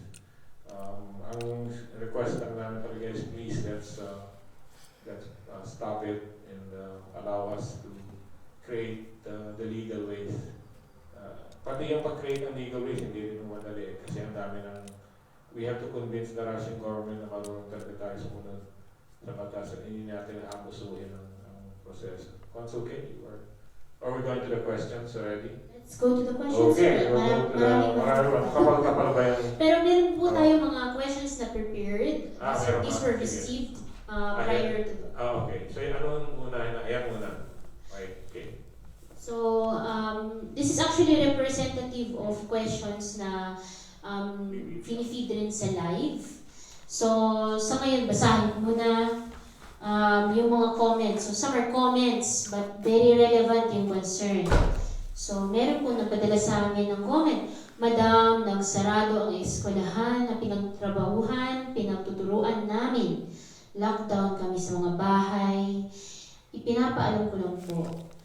If we cannot earn from our jobs, well, uuwi na lang. So, meron mga ganung sentimiento. And, hello, madam, sir, I'm very fine, but because of this virus, I don't work now. So, meron din po tayo mga natanggap na tanong sa ating live feed in the same vein. And some of them, as a follow-up question, ano po yung ayuda na maibigay ng gobyerno or anong financial assistance ang pwede namin hingin. So, meron po mga ganong katanungan in that respect. Para ho sa mga kababayan natin na nakakaramdam na ho ng nahihirapan na ho ngayon dahil nawala na ho ng trabaho, ang gobyerno po ay naghahanap ng paraan, gaya ho ng nabanggit natin. Meron hong posibleng tulong mula sa OWA, pero kinaklarify pa ho kung sino mga pwedeng makatanggap nito at kung sa paanong paraan. So maghintay lang ho tayo, pero nais ko rin hong sabihin na buong mundo ho nahihirapan ngayon. Huwag ho tayong masyadong makakaraos din ho tayo.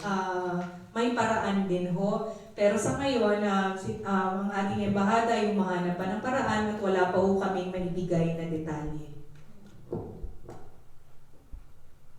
Okay. So, ano pang next question? So, this one, specific na sa this next slide, meron tayong mga questions na natanggap na specifically tungkol sa employee-employer relationship. Lalo na sa ngayon. So for example, hello po, kami ay mga Pilipino na apektuhan ng close down ng mga school sa Kazakhstan. Ang aming salary ay wala pong kasiguraduhan. Ang mga kasamahan po natin ay napauwi na. Maaari po ba kami humingi assistance? We will give us the details, but kontakin namin ng eskwelahan nyo. At we've had some success kasi gusto naman ng Bili bang mga eskwelahan sa Kazakhstan sa mga Pilipinong teachers, and I congratulate you, mataas ang inyong credibility dyan. At usually, pag we appeal to them, nagkakaayos. We are able to come up with some compromise or some arrangement na acceptable sa both sides. So you have to send us the details and we will deal on a case-to-case basis with individual. At kailangan sabihin nyo sa amin kung madami kayong, tulad yung nagpadala ng nitong message na to. By the way, tinatago namin yung mga identity, no? Just out of, pero yung nandiri kanina, kilala naman natin. So we will deal with employers, but you need to give us the details and kung ilan kayong apektado. At saka in the same slide, yung question mo niya doon regarding the contract. So kung may kontrata ho kayo sa employment niyo, yung manner of payment, kung anong currency, usually yun yung masusunod. Pero meron din yung mga mechanisms kung paano, kung magkakaproblema, paano ito i-resolve. So depende mo talaga yun sa kontrata. Hindi mo kami makakasagot unless we see the contract. Yun. So padala yung contract, tapos we will send a request to the 3 embassies here na forward namin if they had passed any laws that impinges on contracts, unemployment contracts. If they had passed emergency laws that grants the employer certain privileges, or that on the other hand naman that protects employees, foreign or local, because of the kasi hindi na ordinary yung circumstances pwedeng maapektuhan ng mga employment contracts ng batas. So we'll send that, no? Let's send so alamin namin agad ano na yung ngayon ang rules in some of these countries. They don't need a law. Their labor ministry can issue issuances that affect the rights and obligations in an employment contract. So alamin namin kung we will officially request kung pwede ba nilang gawin yan, pwede ba nila unilaterally amend ang contract citing the virus, or hindi pwede, o protected. So alamin namin agad yan. In the meantime, send us as much information and then we will do what we can under the circumstances. Dito tuloy. Broadcast interrupted. Bakit? It's okay because binabuffer ng Switcher Studio. Dinidikit nila later on yung pag-resume. Delayed nga pero. No, let's continue. Next slide. Next question. Tsaka then the recording also they can come back and watch it. In fact, no more watch the recording than the live. So we have to continue. Hindi ko mabasa. About sa lockdown. Morning, ma'am. Ask ko lang kung totoo ang lockdown. At sakaling meron ma'am ayuda. So lockdown, hindi ho. Pwede pa kayong lumabas. Hindi pa sarado ang metro. Pero wag na ho kayong lumabas. Sakaling meron ayuda, na-explain na namin. We will do our best to get the 200 to those qualified. And as soon as possible. And if it can be disbursed through the embassy and not through the labor attaché in Berlin. May pang-test po ba kayo sa mga kababayan natin para malaman kung may COVID sila o wala? Gaya ho nang nabanggit, kung may nararamdaman ho kayong sintomas o kung pakiramdam nyo na-expose kayo sa isang tao na may COVID, pwede ho kayong tumawag sa healthcare hotline. May papadalhong doktor para tumingin sa inyo at ang doktor po ang magsasabi kung kayo ho ay kayo ay nangangailangan ng coronavirus test or dadalhin sa ospital. Hindi ho tayo pwedeng mag-test independently. Walang test sa embassy. No? Walang test sa embassy. Okay, next question. Hello, sir. Wala po kaming work. Paano kami makakuha ng assistance? Yun na nga yung sinabi namin, no? Nasagot na namin yan. But we know you are very concerned. We will do all we can. we will work with our labor attaché in Berlin and with our officials in Manila para dito mapadala sa inyo or somehow sa Armenia, sa Kazakhstan o sa Belarus, mabigyan kayo somehow. At next, so we go to our live. May mga nagpadala, maraming salamat sa mga nagpadala ngayon ng mga questions during the live broadcast. I will turn to Kay to read some of them. Okay, so this one is specific sa kanyang visa dito. May flight po ako ng April 16. Okay na po ba matatapos visa ko April 20? Thank you. So, matatapos ng kanyang visa sa April 20, nakapag-rebook na siya ng flight ng April 16. Pero I suppose merong... I think ang worry niya, ang flight niya April 16. Ang visa niya April 20. Baka hindi siya makasakay sa 16. Ngayon pa lang ba kailangan niya extend? Hindi ho yata. Ang kailangan ho yata ay nag-expire na o pa-expire pa lang. Malayo pa yung April 20 na tsaka meron pa kayong ticket. So pag hindi kayo nasakay sa 16 o kailangan nyo mag-rebook agad, siguro doon na ho kayo mag-apply. No? Yes. Sir, may tanong din ho mula sa kaibigan natin si Neil Pero. Tinatanong ho niya yung sa nationwide paid holiday, kung sino po ba ang covered doon. Ang tinatanong niya specifically kung yung mga Pilipino bang part-timers or freelancers ay covered. Ang nationwide paid holiday po ay idineklara ng gobyerno ng Russia para ho doon sa mga may formal employment, yung hong nakarehistro sa kanilang mga sa Russian government, yung nagbabayad po ng buwis nila. So, mandated ho ang mga employers ng mga empleyadong ito na hindi sila papasukin at bayaran pa rin sila ng kanilang mga sahod, kaukulang sahod sa buong week na hindi po sila makakapasok. And that is why we are appealing to the employers. Many of our Filipinos have served you well over the years, and they deserve exemplary treatment under these difficult times. We would like to appeal to you to continue paying them while they are observing the rules declared by the Russian government to stay home this week.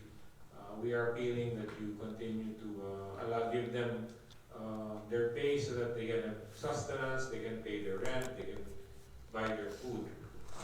On our part, we will try to help them also, but the primary responsibility is for the employer. Even if the employment is informal and the documentation is irregular, just think of the great service that our Filipinos have given you and your family, your children, and please, we appeal to you to please give them the same or close to the same benefits that will be given by Russians or others who are employed on a regular basis and who pay taxes. So we'd like to make that appeal. So next question. Actually, just to mention that you had another question, but I think Anna already answered. Madaming tanong si Neil. Ayon ko sa doon may tulong bibigyan. Nasagot na natin. Ayan, nasagot na natin. Meron din pong tanong na ukol ho sa visa extension na in-announce ho ng Russian government dahil dito sa coronavirus.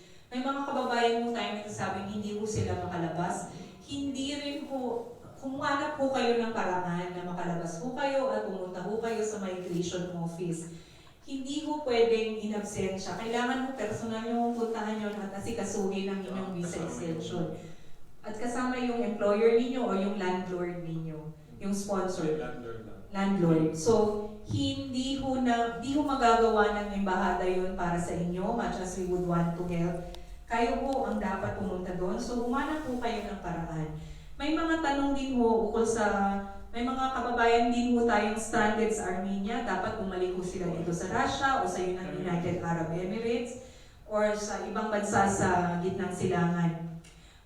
Gaya mo nang nabanggit, karamihan sa mga flights ay kanselado na. karamihan ho sa mga bansa ay nag-close na rin ho ng borders temporarily, di na ho makapasok ang mga tao. So wala ho tayong magagawa kundi maghintay at manatiling malusog. Ayusin nyo ho yung resistensya, palakasin nyo ho yung resistensya. Kailangan ho talaga nating magtiis. Wala hong magagawa sa ngayon dahil wala na ho sa kontrol ng embahada o ng gobyerno ng Pilipinas yung mga regulasyon. So, the last I read, sir, United Arab Emirates and Singapore closed its borders temporarily. Hindi na ho pwedeng makapasok yung mga foreigners. So, kahit hindi bababa, yes, sir. transfer plane lang, yes, sir. wala na rin. Wala. Transit, wala Yes, na rin. sir. Yung Qatar lang yung pwedeng transit. So, yes, sa ngayon. So, mahirap po talaga yung sitwasyon. So, sa mga kababayan mo natin nandyan sa Armenia, magtiis na lang po muna tayo at manatiling malusog. Gusto ko rin itagdag para sa mga kababayan na nagtatanong about flights sa Kazakhstan. Gaya ng sinabi namin, very limited yung flights. So, in fact, it's likely na hindi tayo Meron tayong call-in question. Hello? Hello, kamusta? Sino to? Si EJ, isa sa ating mga leaders dito. Meron tayong question kay... Kamusta ka na EJ? Muna, sa mga kasamahan mo dyan. Sure, Mike. Lahat dyan at saka sa lahat po ng nanonood sa atin sa FB Live. So far po kami na nasa loob ng mga employer staying jobs, medyo okay kami sa pagkain, sa health, sa safety, sa sahod, medyo okay, dollars na ang problema namin. Pero gusto ko pong makihalubilo sa inyo ngayon sa Kapihan dahil Sige lang. ng ating ibang mga kababayan na wala pong trabaho sa ngayon. So, alam na naman po yung iba, hindi po sila marunong magsalita, afraid, nahihiya na dumiretso sa inyo, but then dumadaan po sa amin ng mga leaders yung mga concerns nila. So, ilang araw na po na pinag-uusapan namin ng mga ibang leaders din, yung mga concerns ng iba na natamaan ng mga nawala ng trabaho dahil dito sa virus. So, ang impact po, naging masaya po kami kahapon dahil nga na-post sa FB ng embassy yung mensahe from Polo, Madrid, Germany, na makaka-avail po ang mga OFW. So, doon na po kami sa forward, sir. Hindi na kami titingin doon sa mga natamaan, sa mga walang trabaho, kundi doon na po na lang kami titingin sa ma-avail nila na mga hindi na walang trabaho sa ngayon. So, sir, ang gusto po namin i-propose, sir, sana is that kung pwede po na ma-simplify yung mga requirements dahil alam po namin katumbas nung ibibigay ng gobyerno sa atin, sa amin po, is meron kaming mga counterpart na requirements. So, alam po namin, alam naman po din yung sitwasyon namin dito sa Russia, sa mga visa po ng mga kababayan natin mostly na hindi maayos at saka yung kanila rin pong trabaho. So, we are happy din po na marinig sa inyo kanina na you will be making this recommendation ahead para bago makarating yung implementing rules and regulations dito sa atin, para ma-consider yung ating sitwasyon na iba po yung sitwasyon ng mga kababayan natin dito sa Russia. So, yun lang po, sir, ang gusto namin i-emphasize na kung sana po na mas mapadali po yung ating pagbigay ng recommendation doon sa kanila at kung may requirements pa po, medyo simple po para sa mga kababayan natin sa Russia.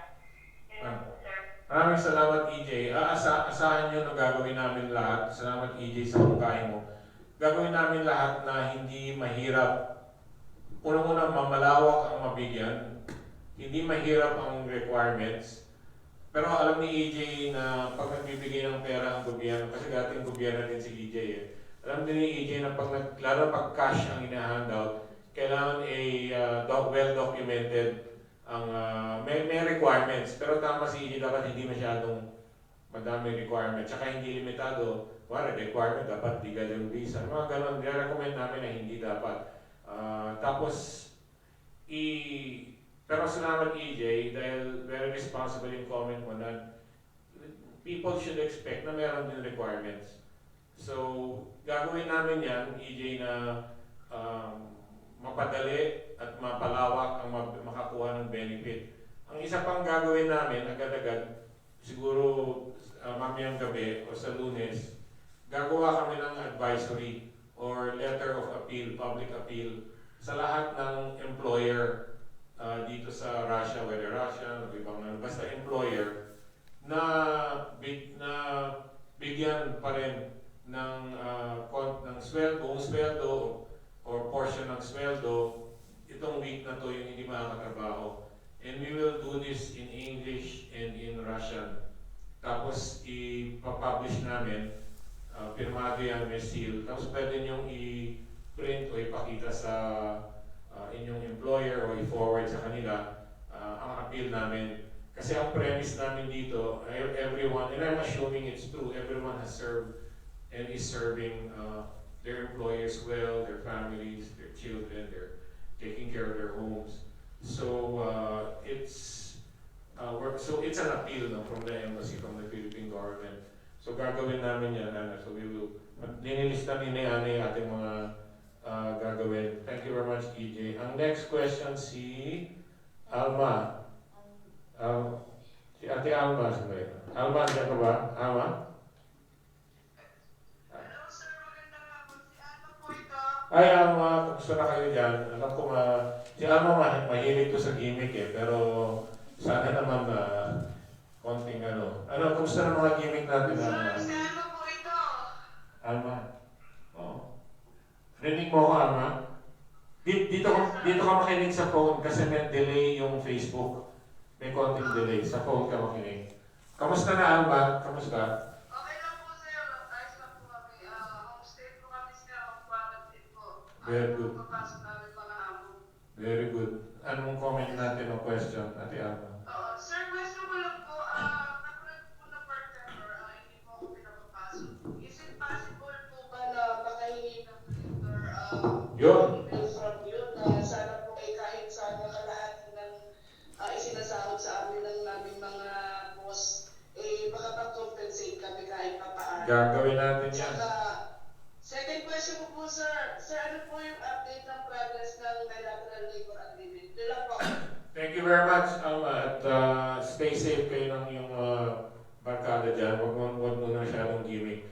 Magandang tanong yan, Ate Alma. Salamat. Yung bilateral labor agreement, nauglot, magkakaroon na sana ng konting working, parang exploratory discussion sa Manila. In fact, it's supposed to be this month. April. So, medyo nauglot. Pumayag na ang Russian government sa awa ng Diyos na umupo at mag-usap ng preliminary, i-discuss sa mga definition of terms, we will explain to them our laws, they will explain to us their laws, para magkaroon ng common ground for eventual negotiation. Kaya lang nauglot dahil in fact, yung federal government next week, they are work at home, some of them are work at home depending on their head. Pero yung prinsipyo na ituloy ang negosasyon, tuloy yun.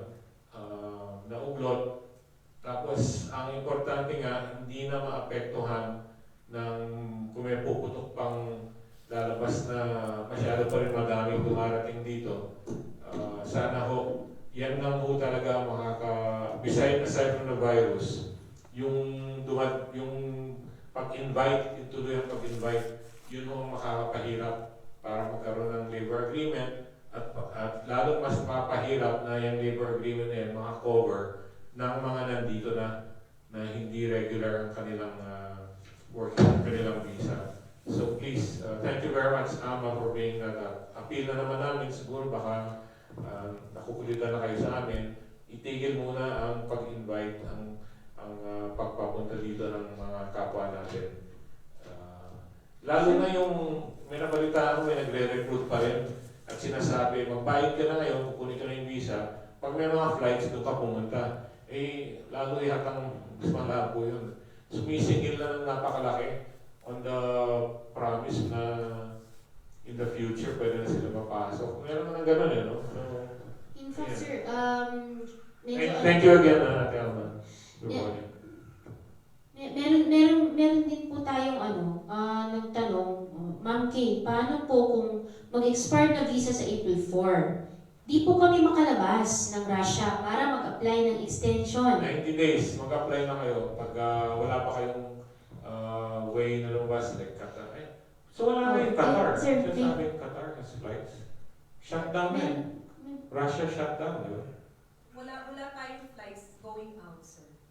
Ang Russia ngayon, ang Russia po, kung pag-uusapan mo natin ang Russia, wala nang flights going out of Russia. Whether it's regular, commercial, or charter Magpa-extend na kayo. flights. Yung issue niya kasi, kaya gusto niyang lumabas, kaya umuwi. Dahil meron na siyang commercial invitation na naghihintay sa akin. Wala ko kayong magagawa. Sorry po. Hindi namin maiiba yung rule ng Russia na pag buksan ng kanilang airspace para makalis po kayo. Tsaka may idadagdag po ako, sir, doon. Kung yung commercial visa invitation, i-remind ko lang mga kababayan natin, pwede nyo hong gamitin commercial visa, student visa, kung yun ho ang totoo ninyong pakay. Kung kayo ay magtatrabaho dito, kumuha ho kayo ng tamang visa, working visa po. So, pwede nyo siguro, yung mag-apply mo kayo April 4 mag-expire, mag-apply na kayo ng 90-day extension sa ngayon. And then let's see how things, kung makakalipad kayo o hindi. Pero ngayon, walang paraan para makaalis. So, I think it's best na mag-apply na kayo. Ang ine-emphasize namin, minsan iba-iba yung application, no? Iba-iba baka sa St. Petersburg, iba yung proseso. Yung dito yung proseso, baka iba-iba rin depende sa opisina. Kasi bagong rule eh. Bagong rule lang yan. So, pero yung sa experience na namin, yung na-monitor namin, mabilis naman na-grant yung nung nag-expire ng March 5, nag-apply after March 5. So, expired na. Yeah. Nabigyan pa rin. So, yeah. Next. Meron tayong these are the early questions during the Kapihan. This was Sa sent. live. These are all live, no? Tapos na yung screen. So, German diplomat po ang amo ko. May pasok siya ng 2 araw this week. Pinapapasok din po niya ako ng buo this week. Paano po kaya malalaman ang appeal ninyo? We will post our appeal in English and Russian. Pero hindi na siguro German. And you can show this to your employers. If they require an official letter from us, padala nyo yung details at papadala namin ng sulat. In fact, kung German, baka padala namin ng not verbal third person note. Pero you have to send us the detail. Pero try nyo muna yung general appeal namin na ipopost namin by tomorrow or tonight na appeal sa mga employers na pag payagan kayo mag-stay at home at in the same time, bigyan kayo ng inyong sweldo or portion ng inyong sweldo at the very least enough for you to be able to sustain yourself. So that will be in English and Russian. Gagawin na gagawin consular yan. Ito from Joseph Wong. May co-teacher po kami dito sa Kazakhstan na kailangan na mag-renew ng passport kasi kailangan pong i-renew ang visa niya by August. Mag-expire. Ang bakasyon po namin usually June. So nakaschedule na pero dahil dito sa nangyayari sa ngayon, naalintana yung travel. Paano po kung by that time, around June, di pa pwede magbiyahe to renew his passport sa Pilipinas or Russia? Paano na po yun? I think I can tell you, no, hindi ko dapat, I hesitate to say this kasi it's an official communication. 2 weeks ago, nagpadala kami ng official request sa embassy ng Armenia, Belarus at Kazakhstan na pagbigyan ang mga Pilipino na hindi makakaalis at mag-expire ang visa na mag-stay na walang penalty at in effect ma-extend yung visa. We are granting this in the Philippines to foreigners na nauglot. Russia is granting it here, and we have made a formal request sa lahat sa Belarus, Armenia, at Kazakhstan para sa mga Pilipino na mape-permission, hindi makaalis, na expired visa. Hopefully mag-grant yun. We sent that 2 weeks ago, no? Mga 2 weeks ago. We did that. Ipapollow up namin agad-agad yan. Tapos, right now nga, ang passport renewal at extension, kailangan personal appearance para i-protect ang inyong identity. Kasi meron kaming kaso na nagnakaw ng identity. In fact, nagde-demand i-renew yung ninakaw niyang identity, ginamit niya yung identity ng isang tao para makakuha ng passport. Ngayon, nag-expire na, dinedemand niya na i-renew namin. Isa sa mga problema yan. Hindi pwede mag-renew ng illegal na passport. So, kailangan personal appearance sa renewal para hindi meron pa rin mga masasamang loob dyan na kung kaya nila na nakawin nila ang inyong identity. Siguro lalo na sa mga panahon na ito. So mag-ingat din tayo, no? Hindi lang yung health natin, pati rin yung ating security, ating accounts, yung mga identity, huwag natin pabayaan din. Let's be careful also kasi may mga abusado rin dyan. Hindi lang naman ng mga Pilipino. Next question. So, may pahabol si Neil. Gusto niya sana humingi ng soundbites para malinawan ng mga nagtatanong about the Mercy flight. Ano ba daw yun? But before that question, sir, meron tayong live caller, si Miss Wonder Maria. Oh, Wonder Maria, isang very popular blog ngayon dito sa Russia. Madami na siya. Naka 1,000 subscribers ka na, Wonder Maria. Hello, nandiyan ka ba? Hello? Hello, ma'am. Hello, This is the speaker here. Yeah? Hello. Hello, Yes, ma'am. hello, ma'am. Yeah. Ma'am, this is Vice Consul K. Katabi ko rin po si Amba Soreta. Kamusta? Hello po, magandang hapon po at ako po ay naki-join at nagbantay sa inyong live. Ito po si Wonder Maria. Hi, Wonder Maria. Congratulations. May 1,000. Kabalita ko 1,000 ang iyong followers. Thank you po. Meron po akong tanong kasi yung anak ko po ay isinama ng amo sa Dubai. Ngayon po ay hindi po siya nakabalik ng Moscow dahil iniwanan siya ng amo niya doon. At is possible po ba na makabalik after na yung lockdown? Ang problema lang yata yung flights Di ba? Opo, working visa po siya, iniwanan po siya sa Dubai. Oh. Okay naman siya doon? Naghanap po kami ng Pilipina, kapwa natin Pilipina na pwede po namin ihabilin siya doon. At I think one month po siyang free pa na mag-stay doon hanggang hindi pa na-open yung flight. Pero is possible po ba na makabalik siya dito pag na-open na? Kasi baka po magkaroon ng problema. Pag na-open na yung decision na isara yung border at saka ma-resume na yung commercial flights, we don't see any problem. May hawak siyang legal na working visa. We don't see any problem na i-exit siya doon. Yung kung mag-expire, meron na yatang ang mabuti siguro, bigay mo sa atin details, mag-usap kayo ni Consul K. Kasi pwede may shelter kami sa Dubai, tsaka pwede rin siyang tulungan kung mag-expire yung kanyang visa sa Dubai para makakuha ng exit visa. Ikaw mo ba tawag na? Dubai. Actually Exit po, visa. hindi po talaga nasa Dubai. Pinalipat po namin siya ng Abu Dhabi dahil Oh. naandun po yung Pilipina na tumulong sa kanya. Meron din kaming shelter sa Abu Dhabi. Alam mo ba kung kailan mag-expire yung visa niya sa Abu Dhabi? April 14 po. Siguro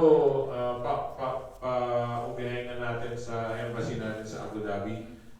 Mag-usap po kayo ni Consul K. Tsaka si Consul Ana galing Abu Dhabi po yan. Alam niya yung palakad yan sa kumuha ng exit visa para makabalik dito. Okay. Okay po. Maraming salamat po. Sige, Wonder Mariani. Yung amo na rin po niya. Okay. Nag-worry. Sige, so baka isang beses ay mag-vlog tayo Wonder Maria, dito sa embassy. Okay. Pwede. Okay po. Sige. Maraming salamat. Thank you. Bye-bye. Do we have any more?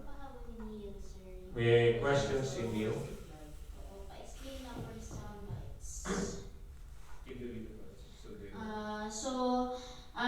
May nagtanong po sa akin ano daw po yung Mercy Flight. Ang soundbites lang po para malinawan ng iba, Sir King and Consult. Yung Mercy Flight, ang Russian government nagpadala ng eroplano sa Cebu noong 25. March 25. Nung nalaman namin na may planong gano'n, nakipag-unayan kami agad sa Russian government kung ilan ang pwedeng makasakay. Meron, pumayag naman sila. Pero sa Cebu pumunta yung flight, hindi sa Manila. So yung mga nandun ngayon sa Cebu ay quarantine sila. Pero ang dami na namin message na tanggap na they're doing well. Papasalamat sila. Yung Mercy flight na yun, pipick up ng Russians. Today yata umalis. No, pabalik today. Itong araw na ito. Same day. Pagka 26. Nung pagdating ng 25, sa Cebu, nung 26, umalis na. Punong-puno yung 400 Russians. Bukas, meron naman isa pang Mercy. Kami lang nagtatawag ng Mercy flight. It's a generic term. The Russians are not calling it Mercy flight. So it's a flight to pick up. Sa Vladivostok naman may aalis, pick up. Cebu rin ba? Cebu rin. Hindi ko sure. Pero galing po sila mga Boracay. Oh. So tapos ang alam namin, nagpapadala ng Russia sa ibang bansa. Tapos nagpipick up ng mga Russians along the way sa mga sweeper flight. So yun, kami lang gumamit ng term na Mercy flight, hindi ko yun ang official term. Kasi nga, we want to, we're just emphasizing na it's out of the kindness of the Russian government na pinayagan makasakay yung mga na-stranded dito, na may plano na talagang umalis pero hindi nakaalis, na-cancel yung mga flight. Ito actually, ginawa namin malawak yung appeal. Madaming, hindi na namin sabihin yung bilang, madami nang padala na sila gusto sumama. Tapos nung fina-finalize na yung listahan, nag-back out. For, we won't say anymore the reason, whatever reason. Pero yung mga nakasakay na nandun na sa Pilipinas, masaya na sila doon. At they're looking for, at tinutulungan namin, tsaka ng OWA, na makarat. Kasi lahat sila, may taga Cebu ba doon? Wala po. So lahat sila, may taga Davao, may taga Manila, so Zamboanga, so hanapan na parang makauwi. So anymore, kung wala, meron pa bang tanong? Wala na. So I, just to summarize, no, we ask everyone to please take care, lahat po kayo, please follow all the instructions of the governments where you are. Tapos, we will try to work out the financial assistance. No promises na makukuha nyo. The only promise is we will do our best to get you the assistance. And then, yung appeal to the employers, gagawin din namin agad yan para magamit nyo to show to your employers. Tapos, yung may mga contractual issues sa ibang bansa, please give us details, and we will also ask official para alam namin kung nagpasa sila ng batas na pwedeng i-affect yung mga working contract. So gagawin din namin yan. Ano pa? Yung wala ngayon yung Mercy flight, wala hugong kasiguraduhan na meron pang magkakaroon. Dahil pinagbigyan lang tayo eh. Ang alam namin kasi yung ibang Mercy flight, magiging sweeper flights, hindi point to point. Ipipick up yung mga naiwan, yung mga hindi nasama. Parang military operation yan, is-sweep. So dadaan sa iba-ibang bansa yun. Malamang hindi diretso sa Pilipinas eh. Or kung dumiretso ng Pilipinas, pabalik, may dadamputin sa Cambodia, kung saan man. So, kung meron, asahan nyo, gagawin na naman namin lahat. Kung meron man, gagawin namin lahat na makakuha ng mga upuan dyan. So, asahan nyo. Siyempre, gagawin ko namin lahat para sa inyo yung mga kailangan na gusto talaga umuwi. Gagawin na natin. Yung mga nasa Armenia, Belarus, Kazakhstan, papamunin mo kami dahil wala ko kaming alam na similar way no, na magkakaroon. Dahil ito yung mga bansa na hindi naman ganun. Except for Armenia, ito yung mga bansa na hindi madaming mga nationals nila nasa labas. So, yung Armenia naman, wala naman. Yung mga Armenians na nasa labas, hindi naman talaga sila uuwi. Immigrant na sila. Hindi sila migrant. So, yung Russia lang ang gumawa nito sa mga bansang sakop namin. At asahan nyo, itatry natin. Itatry ni Ana na naman. Si Ana halos kinukulit na niya yung mga gobyerno at yung airline. Hindi na natulog si Ana para ma-realize natin itong Mercy flight. You want to say something? Sir, Kazakhstan also conducts repatriation flights. Pero yung mga destinations po nila, wala hong masyadong Pilipino doon. So, meron din ang Kazakhstan, pero wala kasing madaming Kazakh sa Pilipinas. So, walang aeroplano pupunta doon. Tama ka? Tama yun. Nagkataon lang na may mga Russians nasa Boracay, sa Bohol, sa Cebu. Kaya hindi sa Manila pumunta eh. Sa mga tourist kasi. So, doon sila pumunta. Kung may opportunity agad, katrabahuhin namin. Agad-agad yan, ipoprocess namin kayo before the flight. Kung kailangan nyo tumira muna dito sa amin, pwede, we will process you here. We will take care of you. Pero abangan na lang kung meron. Pero sa ngayon, wala. O kung meron man, walang oportunidad na makasakay sila ng banyagan ng Pilipino. So, do we have any more? Oh. Follow-up meeting tungkol sa Mercy flight. Interview na yun. Yan, tungkol sa Mercy flight. Journalist ka pa ba? Parang interview na to. I received questions, bakit po daw Mercy flight? Ang akala daw ay chartered flight. In essence, it's a chartered flight. Hindi yung aeroplano pumunta sa Cebu, hindi regular. Walang direct flight ang Moscow, Cebu. Obviously, it's a chartered flight. Tapos meron tong ngayon lang siya sumali sa video. But her question is, Sir Ma'am, amo ko po Chinese from Beijing. Ano? Amo niya? Chinese from Beijing. Employer ko po, pagbalik last February 4, nag-quarantine silang buong pamilya. Last March 19, tumawag si amo at sabi niya sa akin na pasensya muna dahil ayaw daw niya madamay ako. Pero binawi rin niya na don't worry, we passed our quarantine period. Nandito po ang message niya sa akin. Ang tanong po, Sir Ma'am, may makuha pa ba akong sahod kahit konti sa aking employer? Usually kasi ang rule, no work, no pay sa ibang mga situation. Pero in this situation, na you wanted to work, pero you couldn't because of the circumstances, ipakita niyo ho yung ipopost namin in English and Russian. Or maybe we should have Chinese and German na rin. Pero ipakita niyo kung we will be appealing to all the employers. It's a mass appeal. Tapos kung hindi pa rin, contact us by email or PM and we will see what we can do with your particular employer. We need more information on that. But asahan niyo, we will make an appeal na pagbigyan, kasi nga maganda ang pagsilbi niyo sa kanila at close na rin kayo, BFFs na kayo ng inyong mga employers, tsaka kayo ng mga anak or pamilya. They should treat you well under and during these times.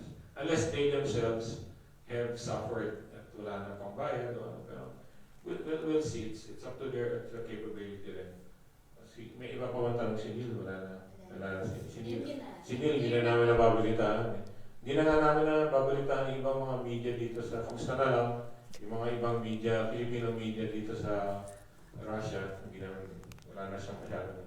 Positive message naman, sir. Ang ating mga audience naman ang nagpapasalamat sa atin. Sabi ni Adonis Alday, salamat po sa lahat ng Philippine Embassy Russia, especially Ambassador King Soreta and Ma'am Consuls, para sa walang tigil na pagtulong at magbigay ng information sa lahat po. God bless. Adonis. Maraming salamat sa iyong message. Asahan nyo na lalo namin, we are going to exert even more effort on your behalf.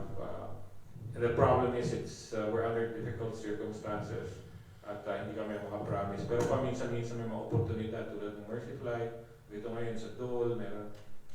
We will reach out and grab it for you and try to take it back and make you benefit kung kaya. In the meantime, maybe I'll ask, if there are no more questions, maybe Anna and Kay will say their closing words. Anna? Sa mga kababayan po natin na nandito sa Russia, Armenia, Belarus at Kazakhstan, mag-ingat po kayo, alagaan niyo po ang inyong kalusugan. At saka gusto ko lang po i-reiterate ang sinabi ko kanina, totoo hong madaling makahawa yung coronavirus, totoo hong may namamatay sa coronavirus, ngunit kung tayo ay titingin sa mga statistics na na-present kanina, mas marami mong gumagaling kaysa sa namamatay. So pakiusap lang po namin, aside from ensuring that you remain healthy, please do not panic. Please be responsible enough for yourself and for others. Maraming salamat po. Thank you very much, Consul Anna. Consul Kay? Para sa lahat ng ating mga kababayan na dito sa Russia, Belarus, Armenia, Kazakhstan, lahat ng mga nakikinig ngayon at manunood ng replay nito, we urge you to please be responsible in reporting if you have symptoms or you think you're infected. Think of others also. Maging mapang-unawa tayo sa ating kapwa. Be kind and reach out to those who need more understanding din. All of us need to help one another in this time of hardship, and we can really support one another by being kind to one another. For those with special circumstances needing assistance, yung mga kapwa natin na distressed, you can contact our emergency line +7906-738-2538. It's posted sa ating Facebook page, sa pinaka-banner. So please call us if there's any emergency, true emergency. Thank you.